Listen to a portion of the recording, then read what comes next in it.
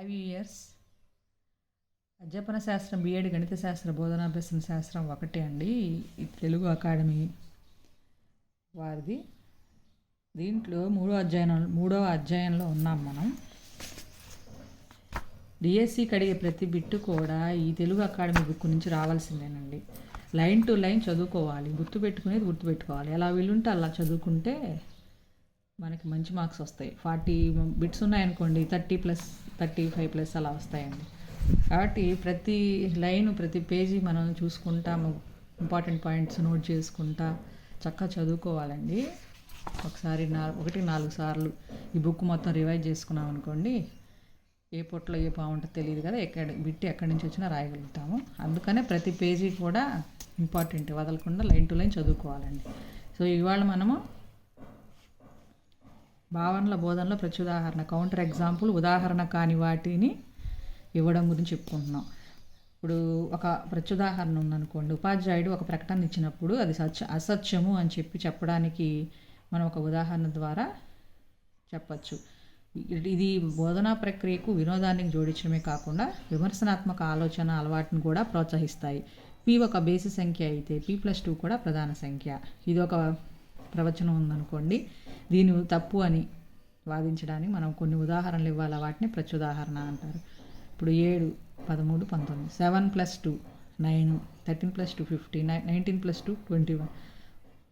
వచ్చినవి 9, 15, 21 ప్రధాన సంఖ్యలు కావు, కానీ కొన్నిటికి వర్తిస్తుంది ఈ ప్రవచనం అనేది. సపోజ్ ఇప్పుడు 3 ఒక బేస్ సంఖ్య, 3+2 5, 1 ఒక బేస్ సంఖ్య, 1+2 3, 5 ఒక బేస్ సంఖ్య, 5+2 7. ఇవి 3 మళ్ళీ ప్రధాన సంఖ్యలు అవుతాయి. కావున అన్నిటికీ ఈ ప్రవచనం వర్తించట్లేదు. ఆ విధంగా ప్రత్యుదాహరణ ద్వారా మనం ఈ ప్రవచనం అసత్యం అని చెప్పి నిరూపించవచ్చు. 2 బేస్ సంఖ్యల లబ్దం సరి సంఖ్య. 7, 15 ఉన్నాయనుకోండి, 7 15 = 105, 7 9 = 63, 9 5 = 45. ఇవి 105, 63, 45లు సరి సంఖ్యలు కావు. నువ్వు ఏ బేస్ సంఖ్య తీసుకున్నా 2 బేస్ సంఖ్యలు, వచ్చిన లబ్దం మాత్రం సరి సంఖ్య కావట్లేదు. కాబట్టి ఈ విధంగా ఉదాహరణ ద్వారా మనం ఒక ప్రవచనాన్ని అసత్యం నిరూపించగలిగితే ఆ ఉదాహరణ ప్రత్యుదాహరణ అంటారు. ఇంతకీ ప్రత్యుదాహరణ అంటే ఏమిటి? ఒక ప్రకటన లేదా ప్రతిపాదనను ఖండించే ఒక ప్రత్యేక రకం ఉదాహరణ. ఇట్లా బిట్ రావచ్చు. ఒక ప్రకటన లేదా ప్రతిపాదనను ఖండించే ఒక ప్రత్యేక రకం ఉదాహరణని ఏమంటారు? ప్రత్యుదాహరణ. గణిత శాస్త్రజ్ఞులు ఈ ప్రత్యుదాహరణ వల్ల సమయాన్ని ఆదా చేసుకుంటారు. తర్కము, రుజువుల అధ్యయనము, జామితీలో చాలా ముఖ్యమైన షరతులతో కూడిన ప్రకటనలను ఖండించడానికి ఈ ప్రత్యుదాహరణలను ఉపయోగించవచ్చు. చూడండి ఉదాహరణలు. ఇంకా 1వ దశ.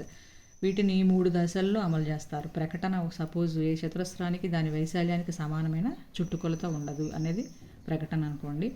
సపోజ్ ఇది 4 యూనిట్లు గల చతురస్రం అనుకోండి, 4 × 4 వైశాల్యం అంటే 4² 16. చుట్టుకొలత అంటే S = 4S ఫార్ములా, అంటే 4 × 4 16. ఈ 4 యూనిట్లు భుజంగా గల చతురస్రానికి సరిపోతుంది. అదే 2 యూనిట్లు అనుకోండి, 2 2, 2 2 = 4, 4 2 = 8, 4 8 ఈక్వల్ కాదనమాట. అంటే 2 భుజంగాల చతురస్రానికి ఈ ప్రవచనం సరిపోదు. ఈ విధంగా మనం కొన్నిటికి సరిపోయేటటువంటివి ఉంటాయి, కొన్నిటికి సరిపోయినటువంటివి ఉంటాయి అన్నమాట. సరే, వీటిని 3 దశల్లో అమలు చేస్తారండి.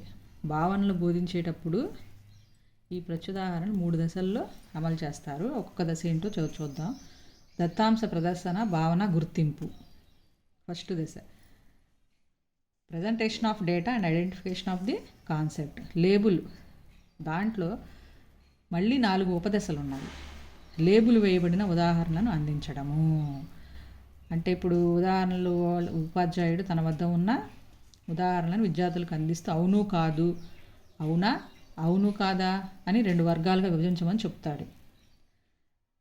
ముందుగా అమర్చబడిన అననుకూల, ప్రతికూల ఉదాహరణ వారికి అందిస్తాడు. అవసరాన్ని బట్టి ఉదాహరణలు చెప్పడం జరుగుతుంది. ఇది లేబుల్ వేయబడిన ఉదాహరణలు ఇస్తారండి ఇక్కడ. తర్వాత అనుకూల, ప్రతికూల ఉదాహరణ గుణాల పోలిక. దీంట్లో ఆవశ్యక గుణాలను విద్యార్థులు కనుగొనేలా వారిని ఉపాధ్యాయుడు ప్రోత్సహించాలి.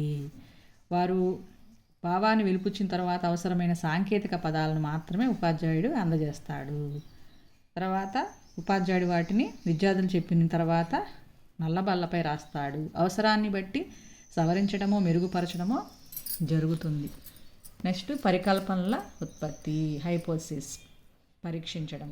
విద్యార్థులు వారి భావాన్ని చెప్పమని ఉపాధ్యాయుడు ప్రోత్సహిస్తాడు. అవసరాన్ని బట్టి వారికి సంకేతాలను కూడా అందిస్తాడు. విద్యార్థులు చెప్పిన ఆవశ్యక గుణాలకు అనుగుణంగా ఒక నిర్వచనాన్ని రూపొందించడము. వారు చెప్పిన ఆవశ్యక గుణాలను అనుసరించి విద్యార్థులు ఒక నిర్వచనాన్ని రూపొందించేలా ఉపాధ్యాయుడు ప్రోత్సహిస్తాడు. ఈ విధంగా పరికల్పనోత్పత్తి, విద్యార్థులు చెప్పిన ఆవశ్యక గుణాలకు అనుగుణంగా ఒక నిర్వచనాన్ని రూపొందించడము. ఫస్ట్ లేబుల్ వేయబడిన ఉదాహరణ అందించడము, తర్వాత అనుకూల ప్రతికూల ఉదాహరణ, గుణాల పోలిక, థర్డ్, ఫోర్త్, ఇలా 4 దశల్లో చెప్తామండి. దత్తాంశ ప్రదర్శన, భావన, గుర్తింపు అనేది. రెండవ దశ వచ్చి భావనల సాధనను పరీక్షించడం. నిర్వచనాన్ని మెరుగుపరుస్తాడు. తదుపరి విద్యార్థులు ఇలాంటివి కొత్త ఉదాహరణలు చెప్పేలా ప్రోత్సహింపబడతారు ఇక్కడ. నెక్స్ట్ ఆలోచన వ్యూహాల విశ్లేషణ. దానికి ఒక ఉపాధ్యాయుడు సమీకరణం అనే భావన అభివృద్ధి చేయాలనుకున్నాడు అనుకోండి. క్రింది ఉదాహరణ విద్యార్థులకు చెప్పాడు. 5+3 = 8 సమీకరణానికి ఉదాహరణ. 3+7 సమీకరణం కాదు. = ఉంటే సమీకరణం అంటాం. 2x + 5 <3 ఉంది, 3x అని అనుకోండి, ఇది సమాసం అవుతుంది, ఎక్స్ప్రెషన్ అంటాం దీన్ని. =0 ఉంటే సమీకరణం అంటాం.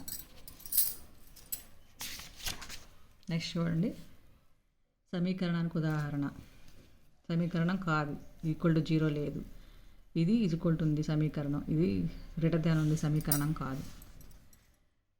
అన్ని సమీకరణాలకు సమానత్వ చిహ్నాలు ఉంటాయి.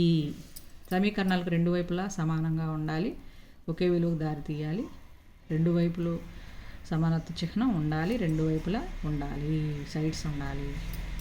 విద్యార్థులు ఇచ్చే వివరణ. ఒక సమీకరణలో రెండు వైపుల సమానత గుర్తుతో వేరు చేయబడతాయి. ప్రతివైపు ఉన్న రాశులు ఒకే విలువకు సమానంగా ముగియాలి. LHS = RHS. ఈ విధంగా విద్యార్థులకు సమీకరణ భావన ఏర్పడుతుంది. థ్యాంక్ యూ అండి.